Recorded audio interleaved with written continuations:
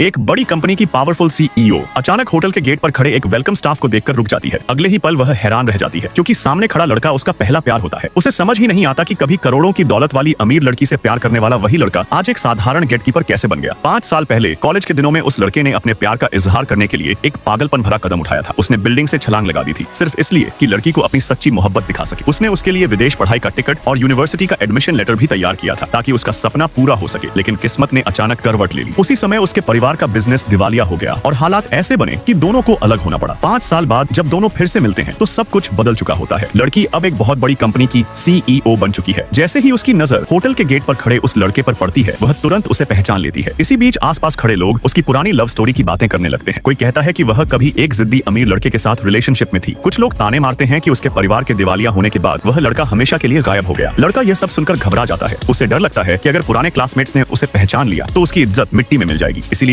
वह चुपचाप अपना काम करने लगता है। तभी एक अमीर मेहमान उसे आदेश देता है कि वह उसकी कार को अच्छी तरह साफ करे। वह तुरंत जी सर कहकर काम में लग जाता है। कुछ देर बाद होटल का मैनेजर उसके पास आता है और बताता है कि एक खास मेहमान ने नाम लेकर उसे ड्राइवर बनने के लिए बुलाया है। लड़का हैरान हो जाता है, आखिर कौन है जो उसे खास तौर पर बुला रहा है। जब वह पार्किंग में पहुंचता है तो सामने खड़ी एक शानदार स्पोर्ट्स कार देखकर उसकी नजरें ठहर जाती हैं। यह वही मॉडल है जो उसे हमेशा से पसंद था। लेकिन जैसे ही वह नंबर प्लेट देखता है वह नंबर प्लेट पर लिखा था, मैं एक साधारण इंसान हूँ। वह अचानक चौंक जाता है क्योंकि वह नंबर उसी तारीख का होता है जिस दिन वह पहली बार अपनी गर्लफ्रेंड से मिला था। और तभी पीछे से एक जानी पहचानी आवाज सुनाई देती है। वह मुड़कर देखता है और सामने वही महिला सीईओ खड़ी होती है। वह हल्की मुस्कान के साथ कहती है, इतने साल बाद मुझे देखकर तुम्हारे पैर कांपने लगे क्या? लड़का थोड़ा घबराकर जवाब देता है कि अचानक आमने सामने आ जाने से वह मानसिक रूप से तैयार नहीं था। वह मुस्कुराकर कहती है, अजीब बात है, जब तुमने मुझसे प्यार का इजहार किया था तब तो मुझे भी कोई तैयारी करने का मौका नहीं दिया था। दोनों के बीच अजीब सी खामोशी छा जाती है। लड़का मजाक में कहता है कि शायद उन्हें थोड़ी दूरी बनाकर रखनी चाहिए, लेकिन वह उसके और करीब आ जाती है और धीरे से कहती है कि प्यार से दूर भागना आसान नहीं होता। फिर वह उसे कार में बैठने के लिए कहती है और खुद ड्राइव करते हुए उसे एक जगह ले जाती है। कुछ देर बाद कार एक पुराने स्थान पर रुकती है। जगह